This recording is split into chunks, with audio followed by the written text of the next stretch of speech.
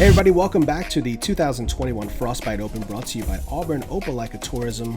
This is the final round, back half of this Frostbite Open, and Run Productions bringing you the coverage here. Felix, Vega, along with MVP team captain Mr. Matt Dollar. What's up, Felix? Good to be back. Yes, sir. We've seen some swings and roller coasters heading into these last 11 holes here. Yeah, the competition is really tightening up. Mark Poole had a big lead to start this round, but Jacob Chesser has played some really great golf, and Jared Henderson and Jared Neal are both hanging in there as well.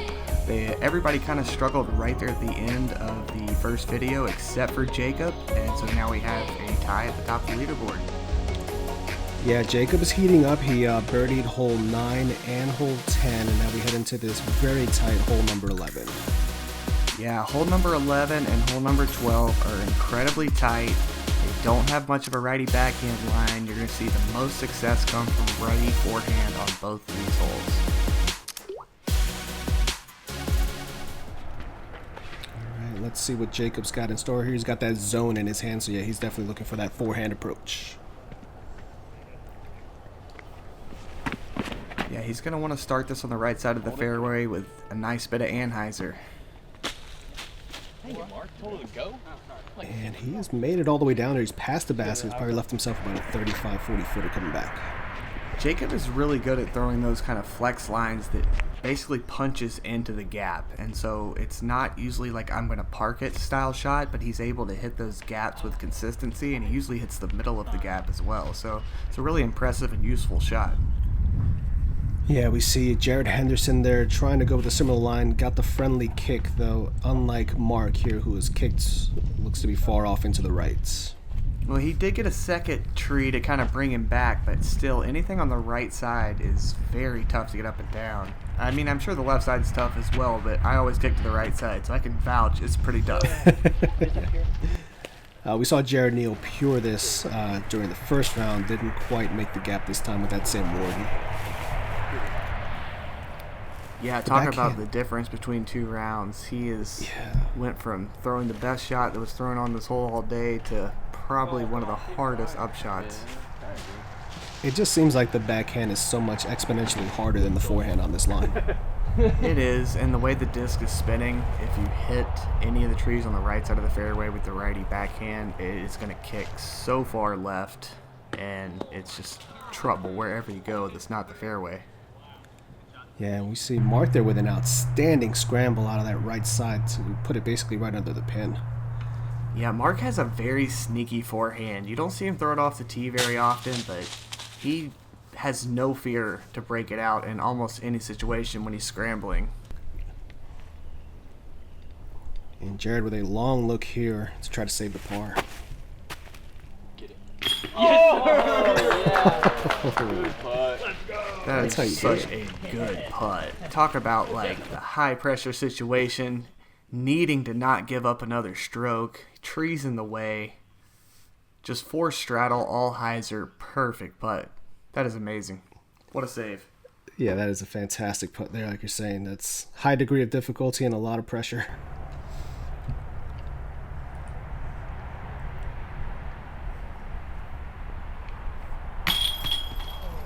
And Jared lets his leak out a little left. He knows now this is the back stretch. He's, I think, 1 or 2 strokes behind at this point. Really needs to kind of push the pedal here.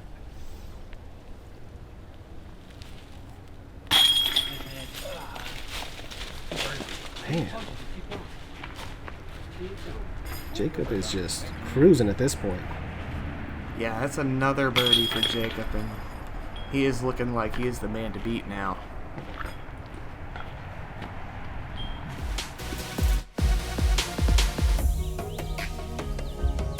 All right, so there you see Jacob maintaining a 1-stroke lead over Mark so far.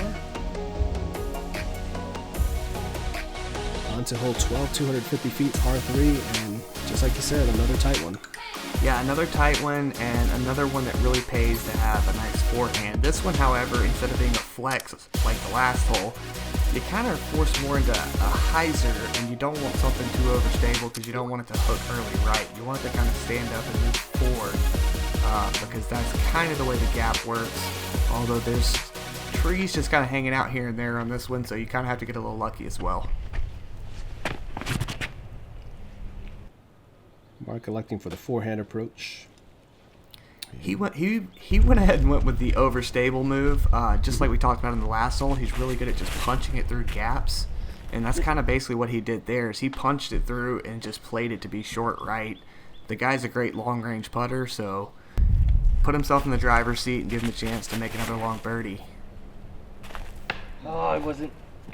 Not enough turn this time. Jared Neal doesn't, like you said, he didn't turn that one enough. In the first round, he nearly aced this hole. Yeah, Jared threw the two best backhands that got thrown on these two holes in round one. There's just no doubt in my head about that. Those were both amazing, and it's hard, but lightning doesn't strike twice. I mean, it's a Paul McBeth style backhand line. Like, Paul wouldn't even pure it up there every time. There's just too many trees in the way and not a true pure line. Dynamic Discs Iron City, home of Alabama's largest selection in disc golf. Although they have dynamic discs in their name, they've got every manufacturer you'll need for your game. So whether you're looking for new or used discs and all of your disc golf accessories, head on over to Dynamic Discs Iron City. It's a good bit there by Jared Henderson. These guys are just kind of getting their way up to finish out with a par and not make this hole any worse. Is this the birdie look or the par look for... This is the birdie look. Oh, no. No. Oh, that's rough. I really didn't think that he got that close to the pin off the tee. I need to rethink what I'm doing on this hole. Yeah, it looked like it was just almost a spike hyzer coming in the whole time, but it must have just dug in when it hit. It was a pretty good putt, too. It's tough to watch that one not go in. He was on such a heater. Yeah. He's not going to lose any strokes. He's still got the drop-in par here.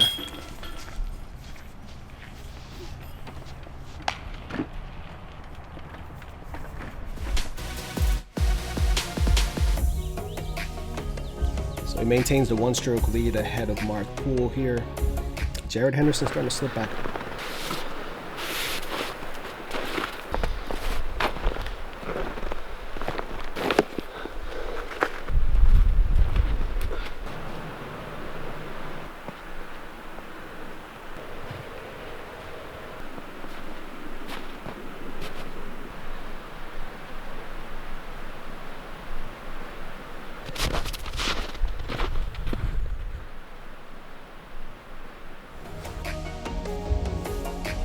On to hole 13, the last of the newer holes, but probably the fairest of the three. I would agree with that statement. This one's just a straightforward putter shot. Preferably use the right edge of this fairway because there are a couple little trees right here on the left side that kind of stop anything that misses left from getting through. If you miss on the right side, you got much more of a chance of getting down here and looking at a pretty reasonable birdie putt. This is one that you definitely want to get. And even if you don't get all the way down there, even if you hit one of those guardian trees, you can still have a circle to look at it. Yeah, Mark forcing over one of those zones again. And he's hit early, but like you said, he's still going to have somewhat of a look to get down there, try to get a birdie still. Jacob must carry several of those zones because he is working them on forehands and backhands all over the place. Another late tree there, but Mark a little bit closer, and he's going to have probably an easier look, though we'll have to see how that tree comes into play. Yeah, once again, it looks like Mark is going to be obstructed and probably not have his standard putt. Oh, man. That one got away from Jared Henderson there and got the double kick. This is probably early enough left where he will not have any kind of putt at this one. And everybody's kind of hanging out by that log there, except for Mark, who got a little bit further up. Yeah, it has to take a circus approach to try and make that one for little Jared. Big Jared's going to try and impress everyone again, though. Let's see if he's got it in him. Boom. Oh my God, this guy's just there's That such is- smooth lines. That is the laser line. It just never moves off. It's not like he putted it super hard, but it just never moves off the line. Very little wobble, too. Yeah, Brilliant just so putt. clean. Another run back for Jared Neal. He's putting on a show back here. Even in round one, where he didn't score that great, he put on a show for you guys the whole time. Absolutely. Oh, long bid there by Jacob. Just stayed right. He was kind of obstructed by that tree, kept him from doing his standard, just dagger putt. And Mark able to get back in it there. Makes the good birdie putt. Mark definitely needed that birdie there, and he once again didn't have a standard putt, and I'm glad that he was able to convert. Jacob with the par. Jared here will follow suit. Sometimes on a course like this, you can have such a clean first round where all your putts are normal, and then the next round you can not throw a whole lot different and still have a bunch of obstructed looks. And I feel like Mark has definitely fallen victim to that this round. Yeah, he's been in a lot of awkward positions around the green. Alright, so moving on to hole 14, we got an uphill turnover or forehand line here for this 240-foot par 3. This hole moves right very quickly. It says 240. It's playing more like 280, 300 feet, but you don't want to go straight. You have to go right, quicker and further than you think. You're going to see a lot of guys miss just too far forward and left of the pin. Come on. Mark busting out the forehands. Yeah, got it. And we kind of talked about this during the first round, how the forehand just has a tendency to stay too straight and just not get right enough fast enough. Because of the angle this forehand requires, you have to have a ton of forehand power because you can't throw the standard forehand because, like we were just saying, that it's going to finish left. I'm very surprised to not see Mark throw a comment on this hole. Yeah, it seems like that quick turning right-hand backhand shot would be a little bit more preferable. You see Jacob get hung up in that tree there coming out of the opening. Yeah, see, Jacob knows that you have to turn quickly to the right. That's why he threw his so high. Because Jacob generally he throws into the middle of gaps, but he was really pushing the ceiling there because you have to push the ceiling to keep the disc nose up so that it'll carry further to the right. And a really good drive there by Jared Hendersen. He threw a force on the first round. I think he threw a Raptor that time, so a little bit more stable disc to get to the right faster. That was a pretty unfortunate roll there for Jacob. Yeah, and now we're getting into the late part of this round here, so every stroke counts. Yeah, an unfortunate roll at this period of a two-round tournament when you're in the lead. It just puts so much extra stress and pressure on that long comeback putt for par. Yeah, and we see both Mark and Jared Neal there missing right. Jacob with this comeback. Yeah, that's a really good hit to just save the par and just maintain composure there moving into these last couple holes. For sure. It's a statement to the group, too, saying I'm not going to give you any free ones. I'm going to, make these putts. If I go for a putt and miss big, I'm still going to make the comebacker. Yeah. And we finally see a little bit of a hiccup there in Jared Neal's putting game. Jared has, he's just been on kind of a roller coaster today, but we're seeing the highest highs from him, but he's definitely had a few lows as well. Yeah. And finally we get to Jared Henderson's drive.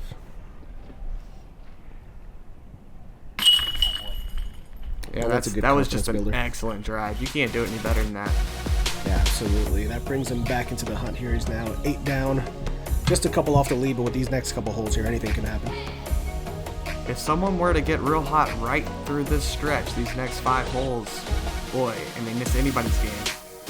Yeah, absolutely. We're starting here on hole 15, and this is just a daunting tunnel shot the whole way through. It's hard to birdie, and it's surprisingly easy to bogey for a 205-foot hole. There's no real pure line. I think the best line you're going to find is just a soft forehand, and you just have to keep it on an absolute line. It has to turn just a little bit and then come out. It's highly technical. If you throw it right to the pin, you probably did not get lucky. Yeah. And Jared is taking that kind of like that complementary right-hand side gap that you were talking about in the first round. Yeah, there is an opportunity for that right side gap. It just forces you onto an Anheuser line, so it kind of lets you throw a flex shot instead of trying to throw something that just goes absolutely dead straight down that fairway. Yeah, Mark getting the double kick there, and no surprise here we're seeing a zone from Jacob, but he's turned that one right into the first tree there, and it's kicked out to the right, and he might still have an available window to get through. That's the danger of this hole. You really can't throw an overstable forehand up the middle gap. If you want to throw a really overstable disc on the forehand, you kind of have to take that extra creative local route on the right side. Meanwhile, Jared just pipes that Lucid Warden right up the gut. You know, for a guy who has so much power like Jared does, like, it's very impressive that he can hit all these super tight wooded backhand finesse shots. That's such a fun weapon. Yeah, it is fun to watch. Run it, but not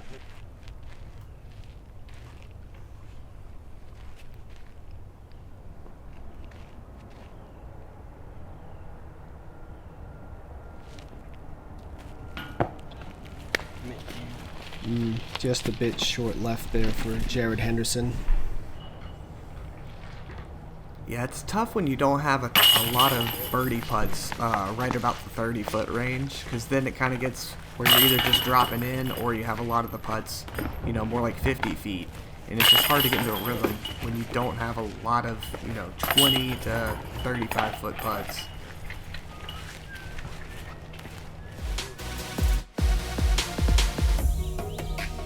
Alright, so not much movement there. Jared Neal getting the lone birdie on that hole.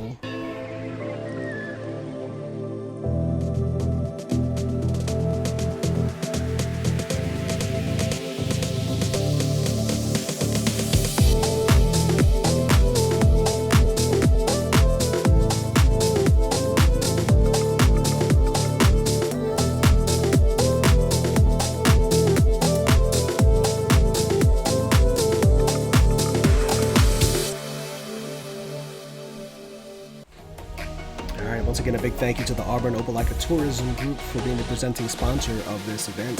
Moving on to hole number 16, a tricky shot that kind of finishes right.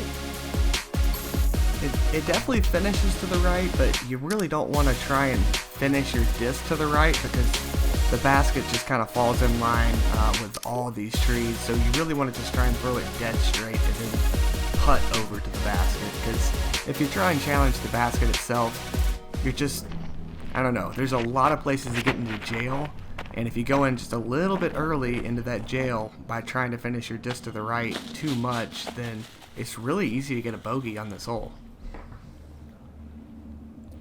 Yeah, and we see Jared throwing a nice neutral disc for the most part, and he's just going to give himself the look there, jumper for that birdie. That was a look. pretty standard shot for this hole. I don't want any trouble, and I like to impress you guys with long putts. That was that play. There you go. Yeah, Jared Henderson with the early release there. He's going to be in a little bit of trouble on that left-hand side. I'm interested to see how Mark plays this hole. I'm sure he's going to throw a comet down the middle, but will he try to finish to the right or just play it dead straight? Look at that thing, man. Well, that's almost the exact same miss that he had during the first round with that same disc.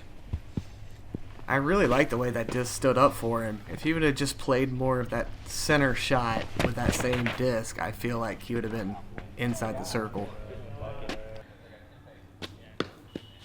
And wow, that's a really good shot there by Jacob Chester with that forehand. Yeah, great shot. Also great tree because it kept him from shooting further into the woods or from going too deep. So I think that worked out good for him. And once again, he just works that little Anheuser flex forehand to perfection.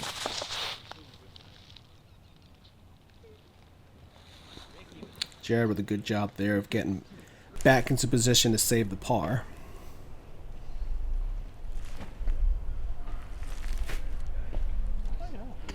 And Mark going a little deeper than he would have liked, but looks like he's still got a clean look. It See didn't if really Jared- seem like Mark was trying to give that a run. It seemed like he was just trying to play it safe. I think he just juiced it just a little bit. Yeah, it looked like it just kind of got away from him. And Jared again hitting metal from long range. Hit these little friggin' nuts. Knobs.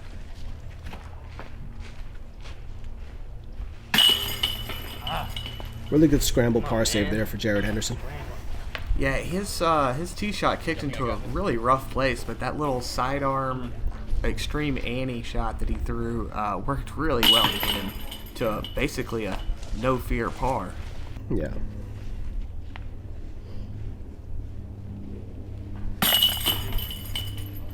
And a really good birdie there for Jacob Chesser. Not only the birdie, but he's going to get to take the CTP as well.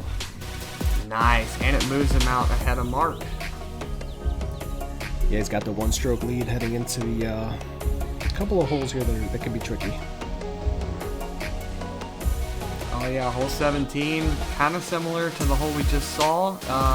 It does a tunnel shot. However, this one, it kind of finishes over to the right once you're past all the trees, as opposed to just being a continuous tunnel. This is another hole where the righty forehand is a very nice shot, and you probably also see at least one person throw a righty backhand with a mid-range, just a little soft turnover.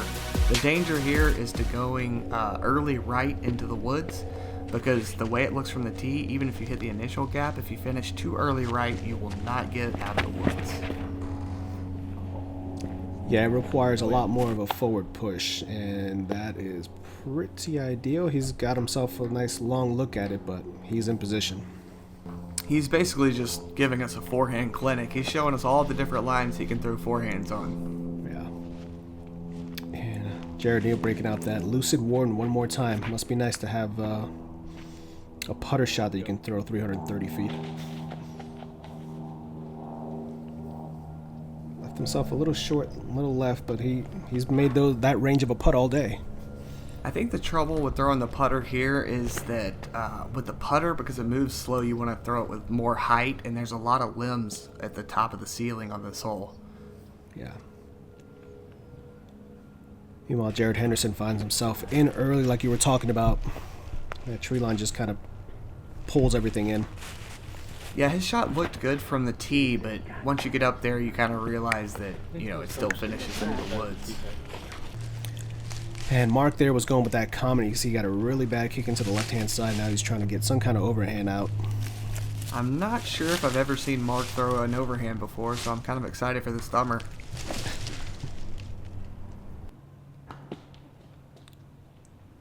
Not too bad. Yeah, I think he threw a good shot. He just had himself aimed a little bit off to the right. Yeah.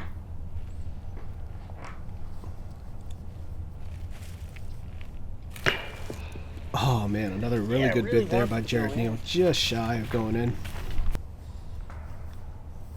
Jared hits the basket from everywhere. If he doesn't make it, he hits it. We've seen him hit it from the tee pad even. I mean, Jared is just all over the basket today.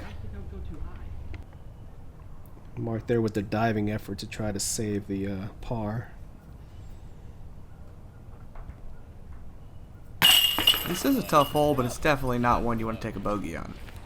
No, that's a really good putt there by Jared Henderson out of those trees.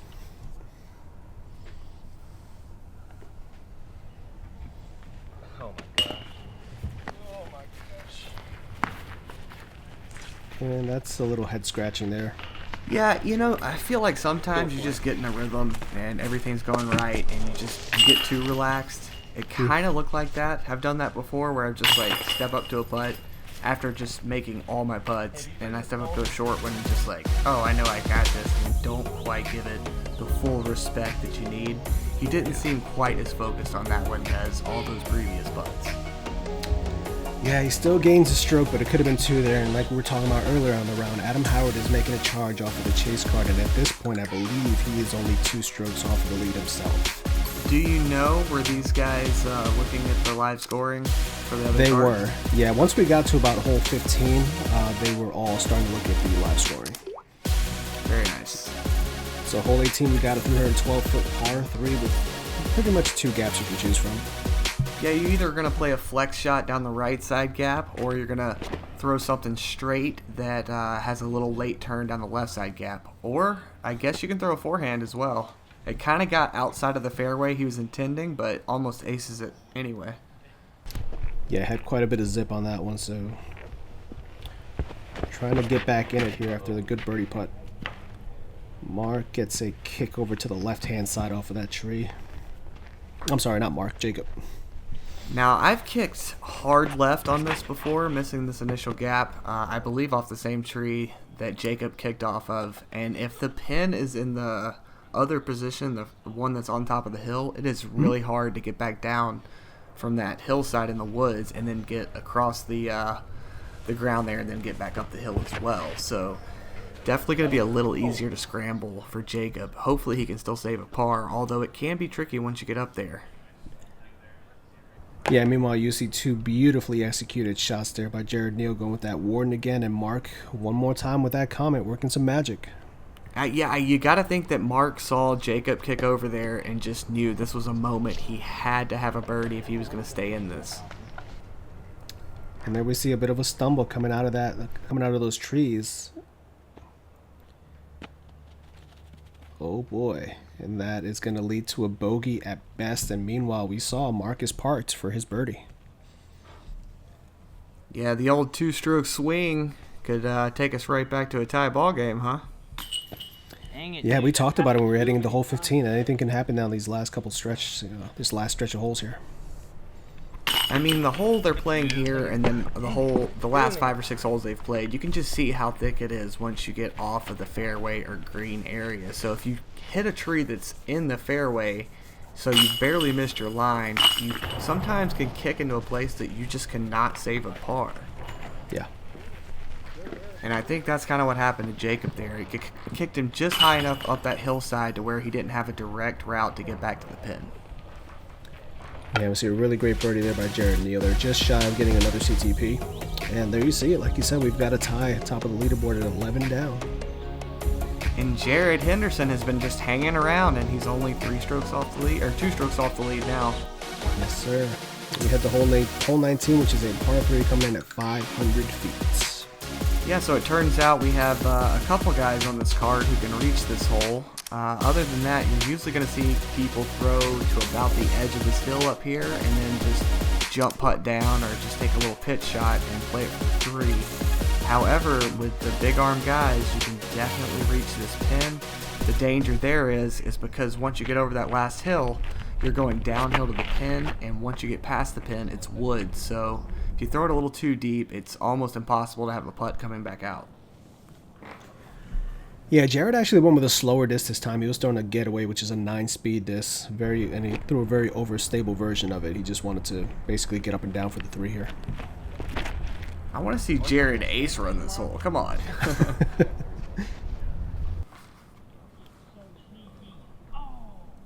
Mark putting it right in the middle. Yeah, Mark with that sneaky distance. You know, he doesn't ever throw it hard, but it goes nice and straight and far. Yeah. Now, didn't we see Jared throw it into the woods on round 1? Yeah, little Jared here pumped it about 20 feet deep.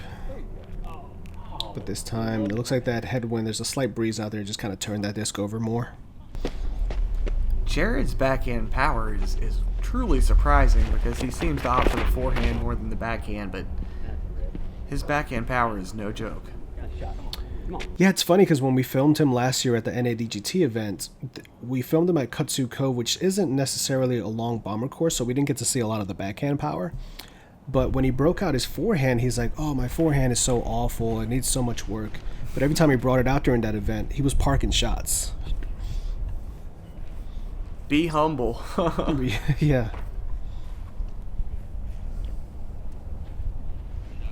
Broke out the rangefinder and dialed it in. That was a floaty little disc he just threw down. Kind of looked like a frisbee. Right. I don't wonder if it's another one of those rattlers. He throws a couple of rattlers. You know, I think that's probably what it is then, because they definitely have the frisbee shape, and it looked like it was flying like a little saucer. Yeah. Jared Neal's gone a little bit deep here, and Jacob knows he needs to put this as close as possible. Yeah, he wants nothing to do with the birdie run. He's just going to go for that par.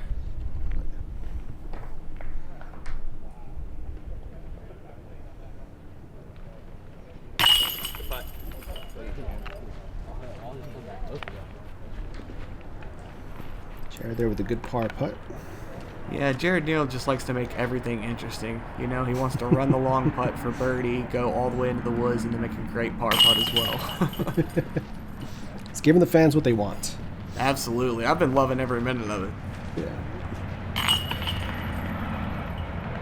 And Mark and Jacob here going to hold suit here with a couple of pars. And they're both 11 down heading into hole number 20. This is a Big clear the water energy.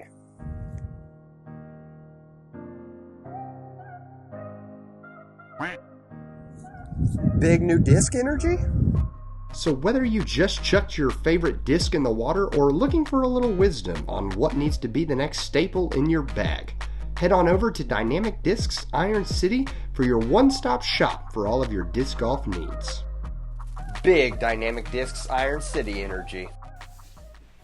All right, hole 20, definitely very scary, like you said, and you can see from the graphic, OB everywhere. This hole, when you're in the middle of a battle and there's only 2 holes left, I mean, these guys are tied up. There's nowhere to play super safe, because if you just pitch one over to the right and play it super safe, then your next shot up to the pin, even if it's only 150 feet, it's a fast green and there's OB surrounding the basket. So you really have to make a decision about how aggressive you want to be. I imagine that both guys that are tied for the lead are probably just going to try and play it for a 3 and not get too aggressive. Like Jared. Yeah, he's put a hurting on this one, but I don't think that's going to come back. I'm trying to get it Yeah, to the that's pin. out of bounds. So. It's definitely pin high. Yeah, that's just a re-tee because he never came out, never crossed in bounds at any point. That's correct, because the path itself, which is the teeing surface, is actually out of bounds. So unless his disc gets over to the right side of the path and crosses grass, he is just re-teeing.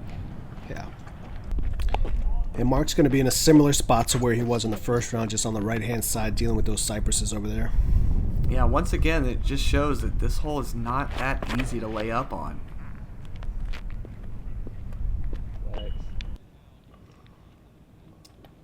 And we got a little bit of a kick out there at the end, but yeah, just that right side just comes up on you faster than you think. It truly does, because you don't want anything that's going to fade down that hill, because if you start fading down that hill, there's always the chance you're going out of bounds. Mark, or I'm sorry, I keep calling him Mark. Boy, Jacob getting aggressive in that. Jacob really trusts that disc. Yeah, he threw it out with some Annie. A lot of Anheuser. That was surprising. I thought he was going to throw the forehand, but I thought he was going to play it much safer and not try to bite off near as much, especially after Mark is in a questionable spot when it comes to getting up and down for the par here. Yeah. Yeah, he's deep in these bushes here. He's got to try to work some magic. Homer. He pulls the Homer Simpson move going in. Yes, that's exactly what it was. Oh, yes. All right. Wow, what an excellent out by Mark. I mean, he just can't see anything that's going to happen down there, and the disc could land and roll OB immediately. Just a great shot. Yeah, the disc kind of for a second did that overstable stand-up move, and then thankfully just sat right back down. I was definitely scared for him for, just a split second. Yeah. And that's such a tough out from that side. We saw Jared Hendersen was over on that side during the first round, and this time Jared Neal stuck over there. And a good up there by Jacob to make sure he's going to get the the par. That's the bonus to throw in that, that aggressive of a layup shot, so to speak, because then he was able to just jump out under the basket where all the rest of these guys were having some struggles to try and get up and down for their par. Yeah. Nice. Fortunate double bogey there for Jared Neal. Yeah, his roller coaster just truly lasted both rounds the entire day. Just up and down. He gave us the highs, but also gave us the lows. And a good par there.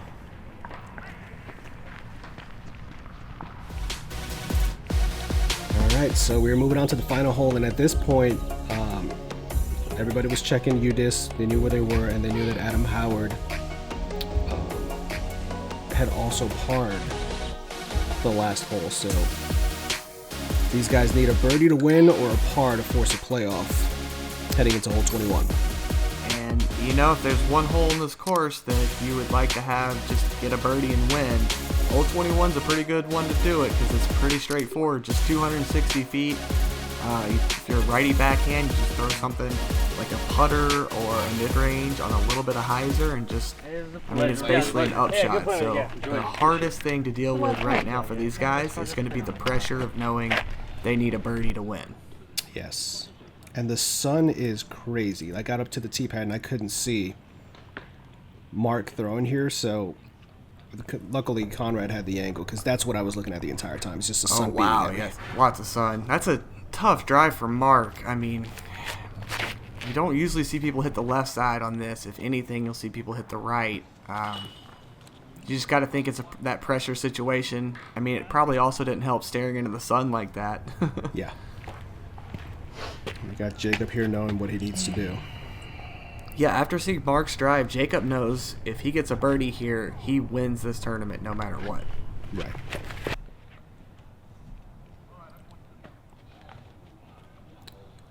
And he gets just that. We talked about that grass and then the dead stuff right in front of it, and he just got caught up in that last bit of grass, didn't let it skip. Yeah, just kept it low, and the disc landed when it was still like very neutral. If the disc had any more hyzer angle when it landed, it would have skipped for sure, but it landed perfectly neutral and it just killed all the skip at once. Yeah. Or killed all the spin at once, rather. And Mark with the touchy forehand there to give himself a look, and Jacob has this for the win. Yeah, Mark was in such a tough space that he couldn't even really go for it, knowing that he needed to. Yeah. And he has left it short left. He gave it, I think he gave it the height, but yeah, just missed on the left side, and gonna leave himself just a little bit of a comebacker too. Great birdie there, but Jared Henderson to finish up strong.